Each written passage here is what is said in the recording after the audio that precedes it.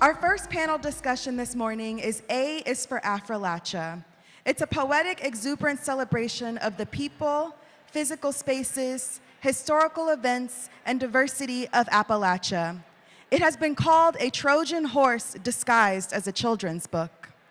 Please welcome to our stage author, poet, and professor extraordinaire, Frank X. Walker.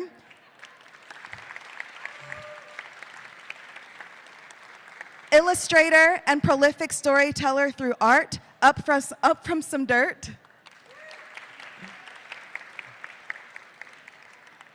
And a writer and poet who blends her rural roots with captivating prose, Crystal Wilkinson.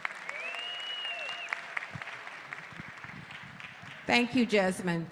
Thank you, Mayor and Bill, and thanks to all of you all for being here today. Can you all hear me? So welcome to A is for Affriachia. I wanted to give a little bit of background. Of course, A is for Affriachia is Frank's book, his children's book that was illustrated by my man over there, by my husband and artist. But A is also for AM and being here the first thing in the morning. And we appreciate you all being here. And I wanted to say a little bit about the Affriachian Poets. We are all proud members, all three of us proud members of the Affriachian Poets. There's some Affriachian poets in the audience. Whoop, whoop, whoop. And the term Affriachia was originally coined by Frank in reference to the region of Appalachia. And Affriachia is an ever-evolving cultural landscape. And I had this whole thing about Affriachia, but I won't read it. But A is also for Affriachian poets. And I thought that what we would do first is have them prove the poet part by beginning with a poem. When I started, I live with one of these people, so I know about him. But I started, the other person is also family. And I started thinking about these 40, Affriachian Poets has 40 writers now, and we've been in existence for 32 years. We old, but here we are. We're getting older the longer I speak, but I wanted to get them to each read a poem first, and then we'll dive into a few questions. Age before hubris, he said. I'm going to read a poem from my new collection, Love House. Just came out last week. Read a poem dedicated to another superstar in the audience. You may not know that we have Montana's former poet laureate sitting on the back row. Wave, here is Greg. Greg Pate back there. As a gentleman I consider a good friend and mentor. So I'm going to read a poem dedicated to him and what he's taught me how to do when we need to escape the world through golf. I don't look like much of a golfer, but I see you on a par 3 course somewhere. This is called A Kind of Tai Chi for Greg Pate. You always beat me there. Your reliable all-wheel drive Subaru with Montana plates, signaling confidence, calm, and dependability, immediately sets the tone in the parking lot. It seems safer than the old pickup with the shattered windshield or the horse that tumbled through it that I remember from your poems. By the time we are ready to tee off, you have reminded me with a smile and a wink that we are not adversaries. The golf course is our common enemy. And every heavy thing we can't carry for each other, for these 18 holes belongs in the narrow space between the golf ball and each other's wooden tee. Some days we swing with such precision, we dream ourselves on tour. On others, we are happy to blame even the early morning fog for our poor play, while we navigate the necessary distance and direction to the green by memory alone. We tell our partners that it's just golf, just a chance to be outside in the fresh air, but the look in their eyes when we return home says they know it is a sacred martial art performed without a dojo, that the repetitive motion, the quest for more and more fluidity, and the ever quieting of the mind is part of everything we need to be whole. Greg. Thank you. So Frank has 14 books before this one, and this book, New Love House, that just came out last week, is his 15th book. So we Wow. should be proud of that. And Ron, as Jasmine said, is an award-winning visual artist and poet, and he's written 3 full-length books of poetry. And his latest book is Second Stop is Jupiter from Wayne State Press. And so Ron, please read us a poem. All of my friends are probably on the watch list, so they couldn't make it, so I can't. But this is for them. This is why I have Frank sitting between us, because I don't want to get pinched, you know.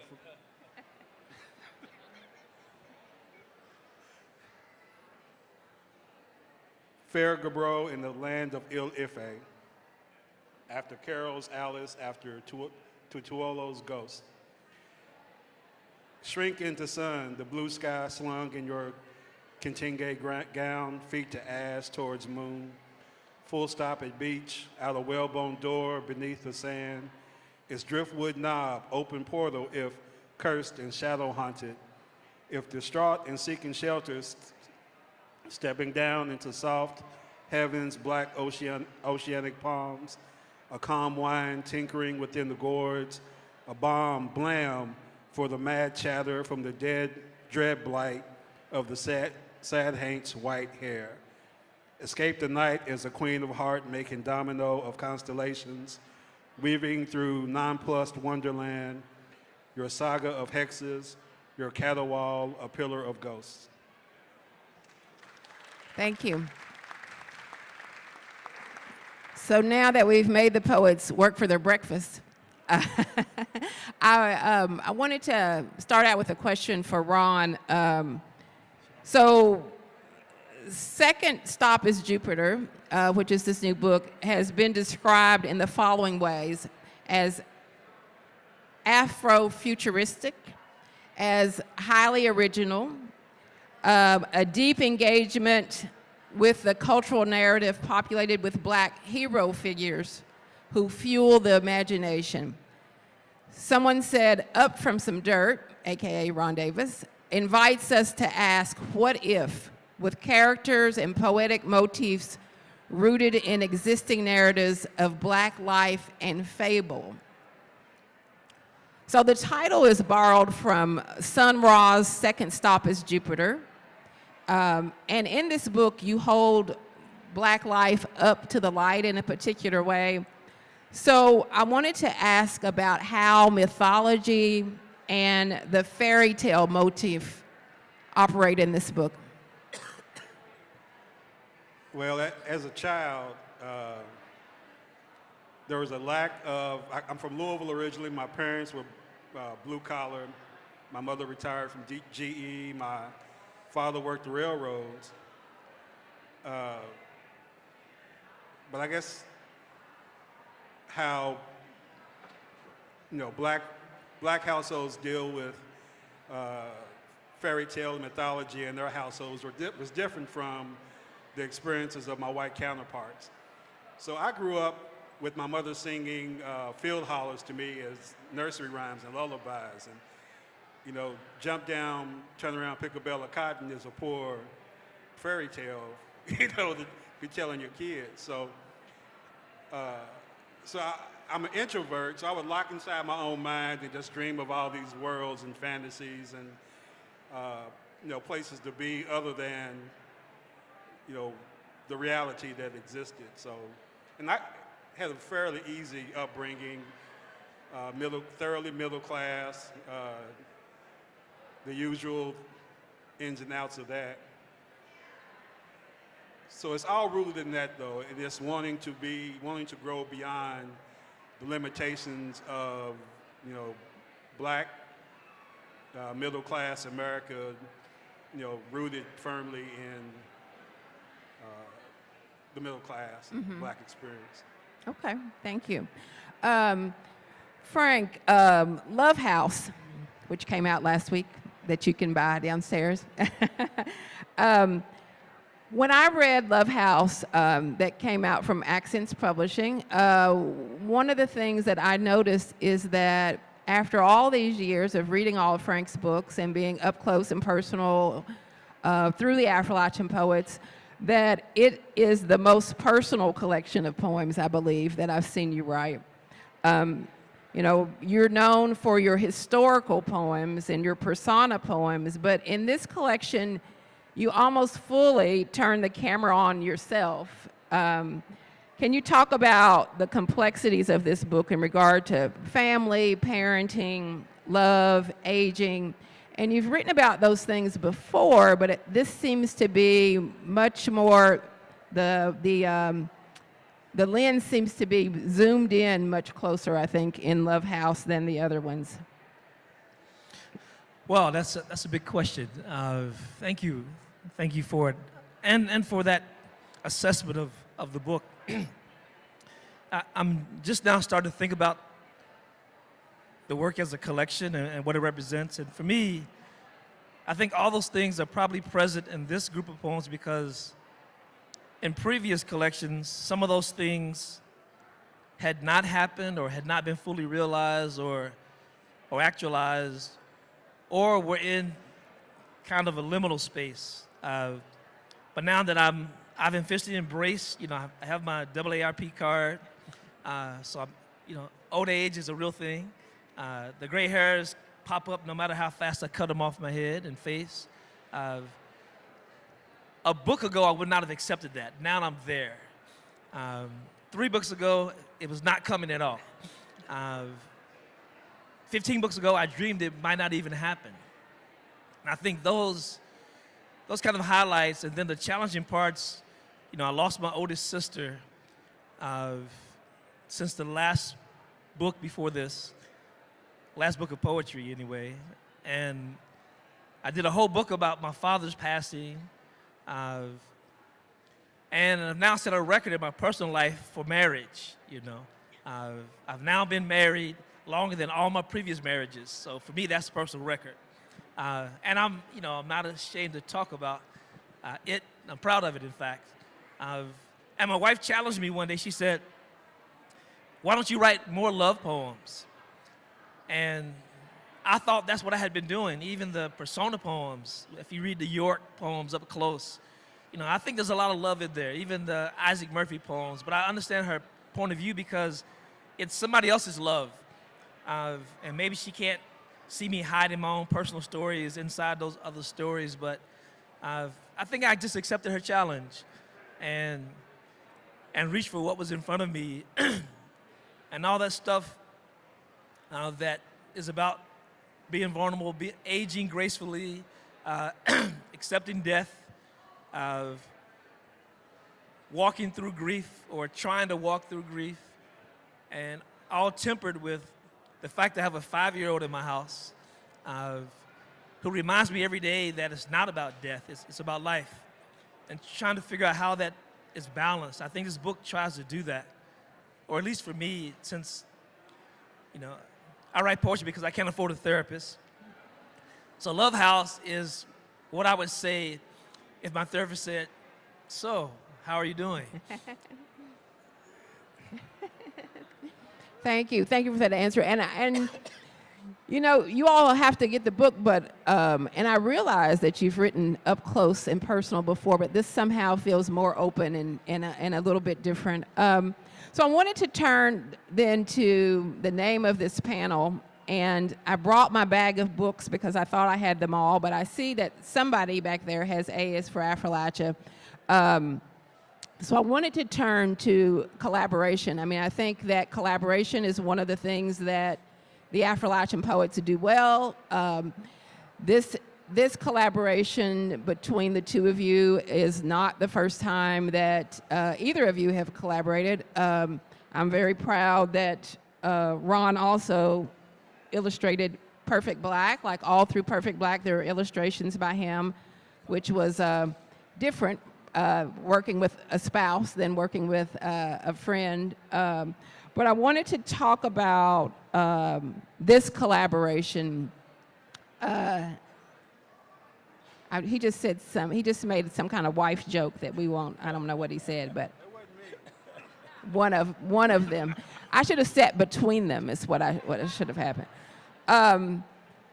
So maybe I have to go stand between them and be the, but Frank, can you talk a little bit about A is for Affriachia, how it went from poem to children's book, and why you wanted Ron to work on this project? Oh, that's the easy button. I'll take those backwards. When PK asked me for a list of artists, illustrators, I gave them one name. I mean, when I thought about the poem as a book, I could only see Ron's work. And I hope that he wasn't too busy, because I know he's been getting work all around the country. And when I talk about the fact that, to me, it was just a poem, Ron made it a book. I mean, what he did to it visually was so stunning that it's almost like taking a screenplay and then going to see the movie. It was that much different, that much more vibrant and energetic and colorful. And people could see the stories, and it made it easier to talk about the fact that it's a Trojan horse for me. I mean, it's a children's book, but it's really for adults who didn't have this book when they were children, because there are things in this book that most adults don't even know, or have taken for granted, or assumed that they knew. And I think that's what I like about the book is the fact that it's for all ages. And by pretending it's a children's book and hoping that most adults have children or grandchildren or know some children, that they'll accidentally read it too and walk away more informed about the region, about the ethnicity of the region, about the geographical importance, the significant figures in the space, the musical traditions, all those things that you don't usually see when you look at the, mass media's presentation of what Appalachia is. You don't see Affriachia. You have to kind of dig for that. And this book, thanks to Ron's visuals, kind of smacks you in the face and forces you to look at the whole region in a very different way. And I'm really proud of that. Thank you. I see it in, can you hold it up so people can see? Just that's the cover of it. And there's lots of, here's some on this side too. It's such a beautiful book, and I think that Ron did a good job. So this question is for you, Ron, AKA Up From Some Dirt. When, I know that one of the challenges for you when you get an art project is what style to use, because you dabble in so many different artistic styles.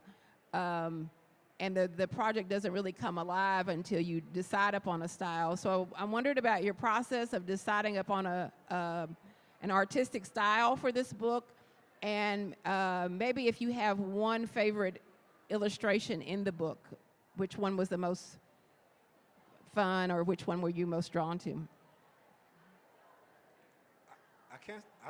I'm still trying to analyze what my style or my workflow is when approaching. I kind of just close my eyes and visualize what I'm wanting to do. I knew it was going to be colorful. So that it was bright and beautiful, as beautiful as I can make it. Was the only thing only framework I had. It's got to be bright. I don't want it to be cliched. I don't want it to look like other children's books necessarily. I probably don't like kids anyway. So, says the grandfather of however many we have, including 7. our own kids. So I was willing to make a collection for the kids I wish I had maybe in my head. But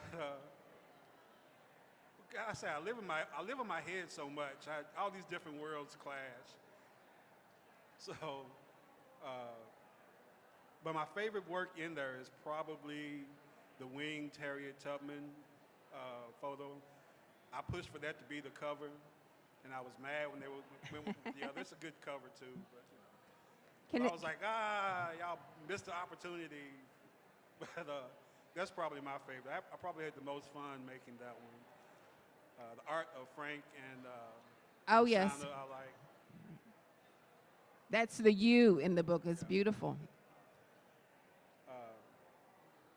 But all that goes to, like for the past 20 years or so, that's all I've thought about are fairy tales and mythology and fables in my own work.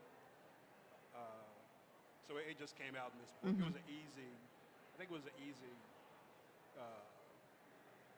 way for us to cooperate. Okay. You know. I think the last one in the book is one of my favorites because it's a depiction of Frank and Shauna. I think it's the very last image, and it's a beautiful, beautiful book and a beautiful collaboration between the two of you. So I wanted to ask this question. One of the things that Ron always says, he was approaching it when he got there, and I think this applies to writers and visual artists. Like he says that one of the reasons why he can create both writing and visual art is because he is essentially still the 6-year-old boy playing in the mud on 42nd Street in Louisville, that he's able to still tap into that. So my question for both of you, both Frank and Ron are both visual artists and poets. So the question is, how do you balance the two?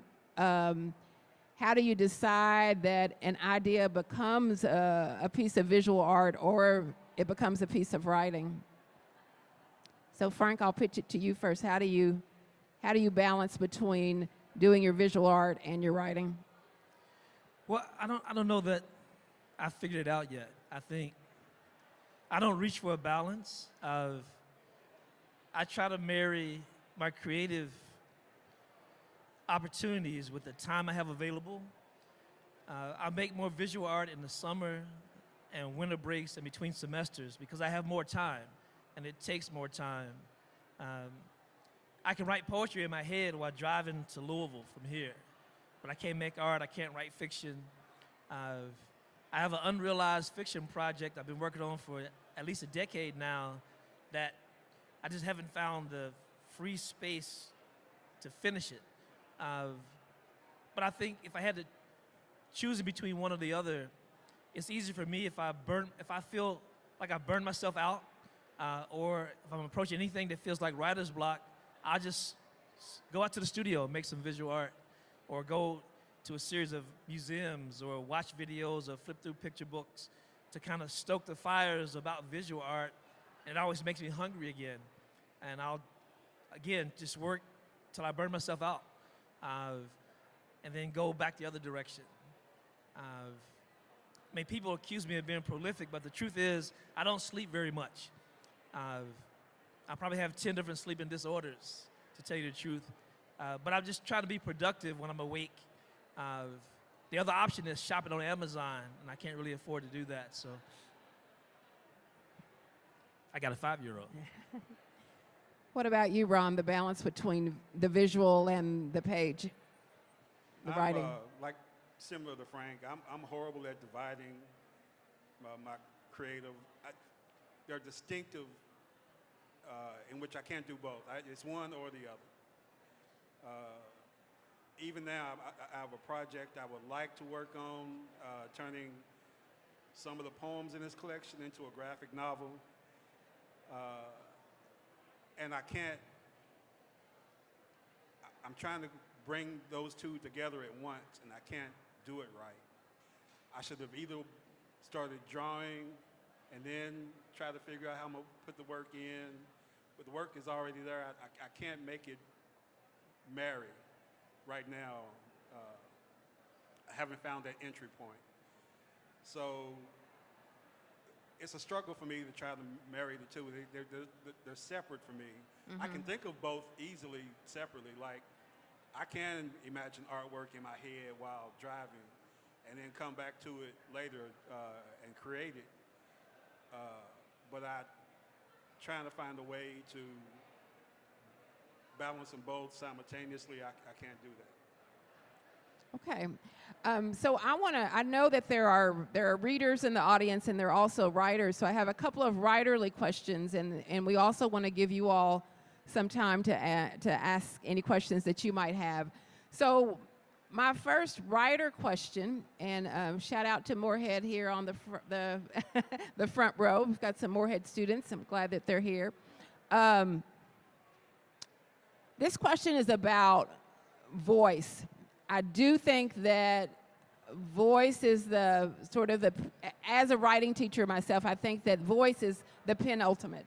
Like the penultimate is that if we are writers and a page from our book is dropped outside and somebody picks it up and they say, oh, this must be an Up From Some Dirt poem, or this must be a Frank X. Walker poem, or this sounds like Toni Morrison, or whatever. So that means that there's an original voice.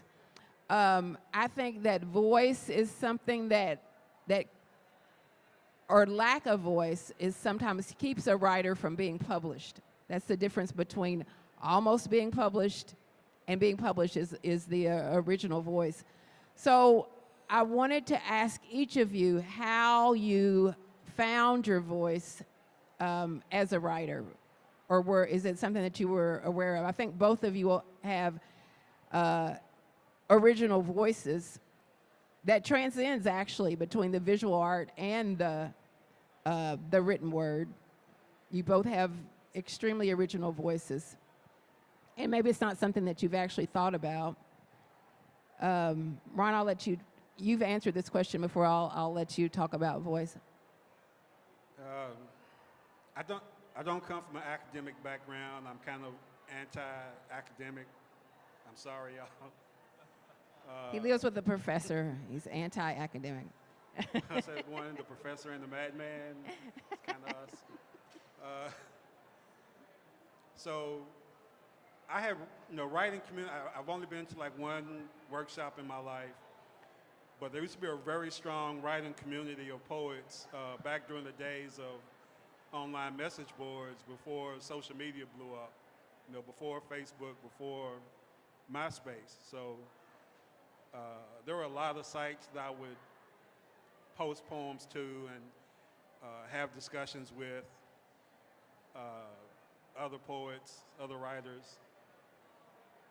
I'm weak at craft, but I became good at crafting my own voice. So that became important to me, and it remains important that I sound like myself, whether visually or in literature.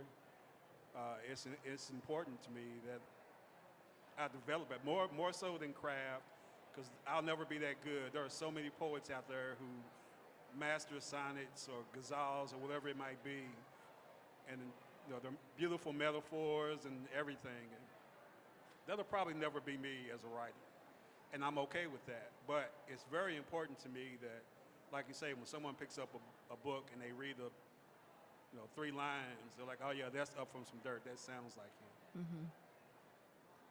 Frank, what about you? Yeah, that's. I guess I tend to approach it kind of backwards. I think I always wanted to write something that my siblings would read or recognize, not my voice, but see themselves on the page or in the poem. I think I got closer to recognizing my own voice the more I read other people's work and recognized that part of hearing voices is understanding that, when you hear that thing that you may not be able to put your finger on, that there's something there, some essence that says, that's Nikki Giovanni, that's Crystal Wilkinson, that's Up From Some Dirt. It's a byproduct of having read a lot. So I think that reading, the more I read, the closer I got to hearing voices, including my own. And I think always been committed to writing about the same thing. I still write about family, identity, place, social justice, and history.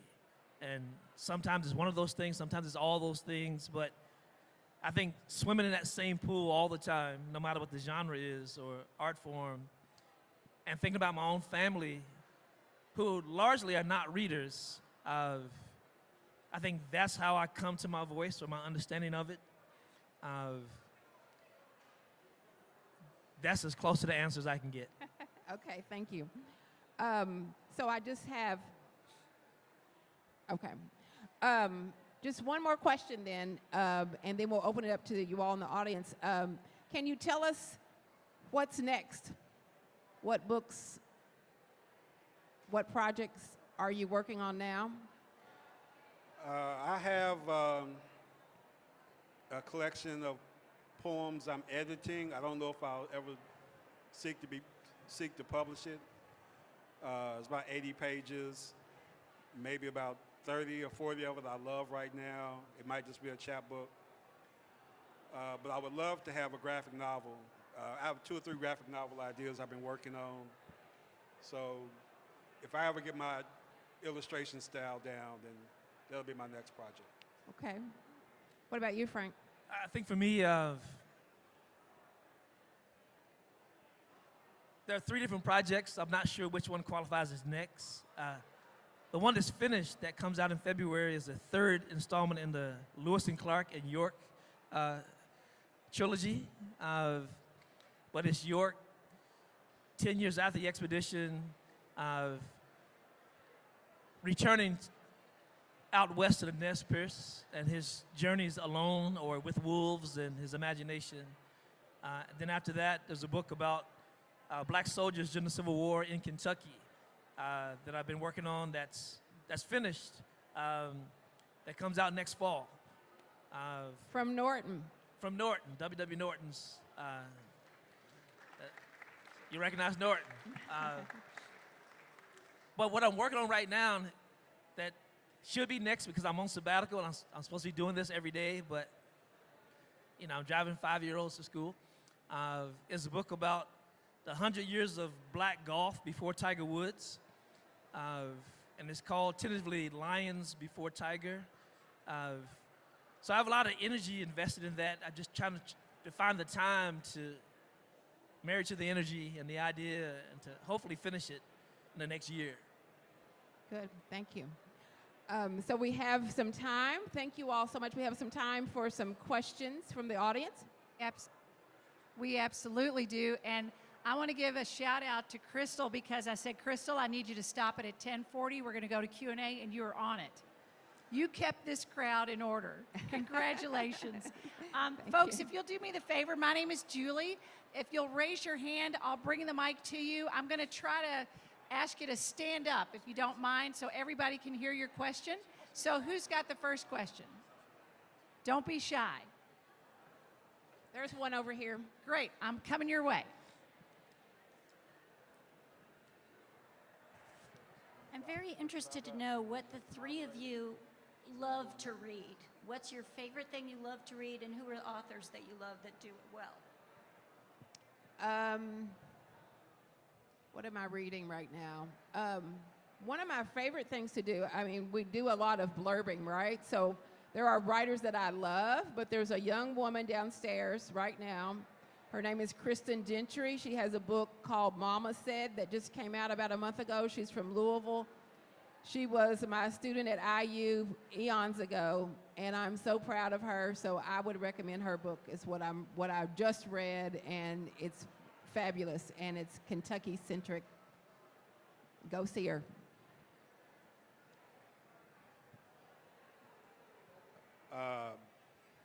My 2 favorite writers are Ishmael Reed and Lucille Clifton. So I'll read anything by them. But currently what I'm reading is a lot of sci-fi and horror. I'm kind of gotten into the horror reading. I think Jordan Peele's new anthology, Out Here Screaming, I think is, I have it on my nightstand. I haven't cracked it open yet, but I'm looking forward to that. I'll read anything that Walter Mosley writes, even when it isn't about his #1 character. I just pre-ordered his new novel called Touched that won't be here till next week, and I'll be watching the mail every day. the thing I just finished that I'm still excited about was Demon Copperhead. Oh, yeah. I see a lot of nods. That book should win everything. I mean, it's Yes. amazing. Yeah. That's Barbara Kingsolver, in case you don't know Demon Copperhead, which is, I can't imagine you wouldn't know that. But And I think we have a question over We have here. a question right here. Yeah, you teach writing, and at a point in your life, you were learning the craft and deciding it was time to publish. Was it, what I'm wondering, what was the influence that caused you to know it was time, this is my life's work, I need to do this, I need to get published? Was it mentorship? Was it the community of writers you were in? Was it something deeper than that? And if you could speak on that.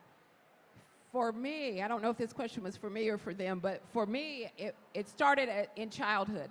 Like, I knew I wanted to be a writer, but I didn't really know what that means. But I was bitten by the bug when I wrote a story on colored paper, like in the 70s, like there was all of these colors of paper. It was bright lime green and orange and all of these colors, and I hand wrote it. And I got on my grandmother's sewing machine, and I made myself a cover, and I sewed the seam down the side. The name of the book was My Dream Come True. And I just remember that feeling, I can get it now and almost start to cry, of having my words in a bound volume. And that's when I knew I wanted to be published. I didn't know how to do it or what that meant, but that was the moment that was the pulse point. And I went from there.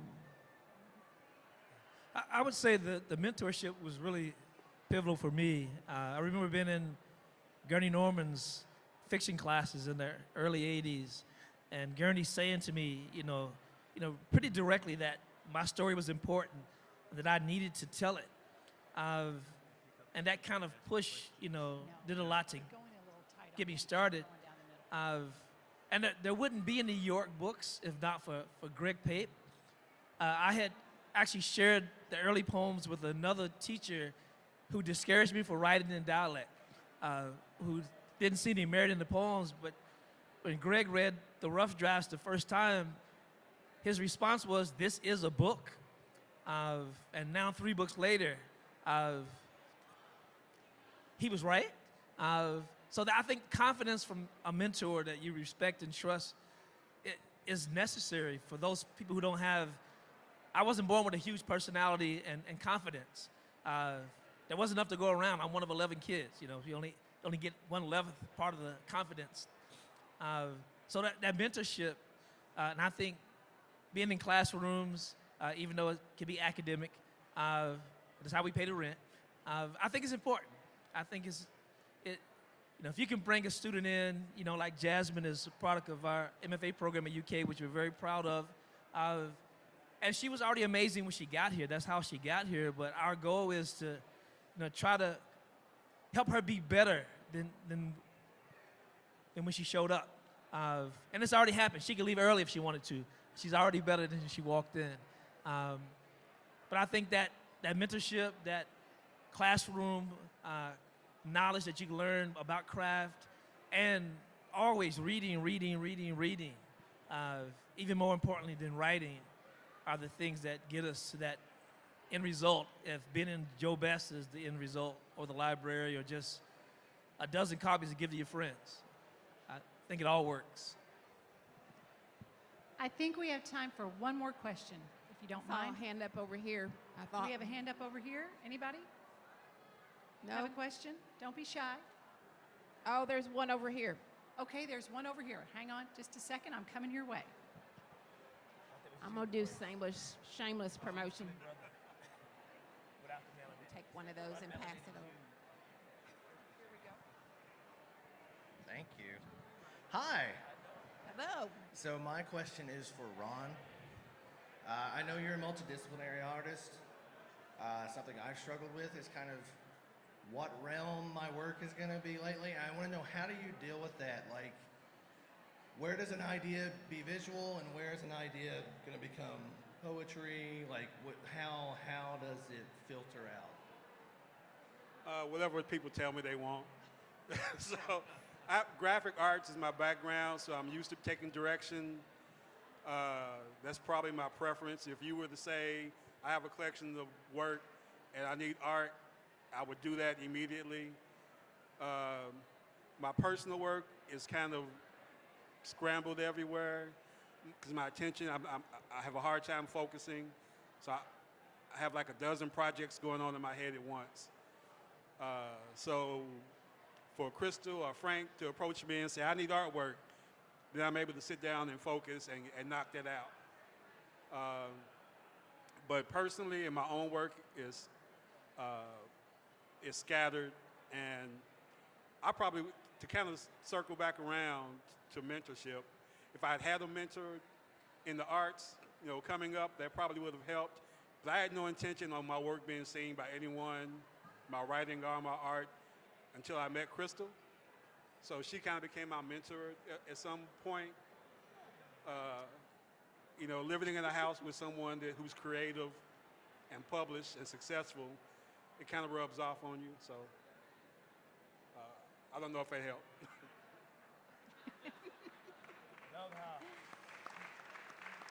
All right. Well, we want to thank you all immensely this morning. First thing, for coming to be with us this morning, and thank you for your time and attention. And I hope you all have a good day here at the Book Festival.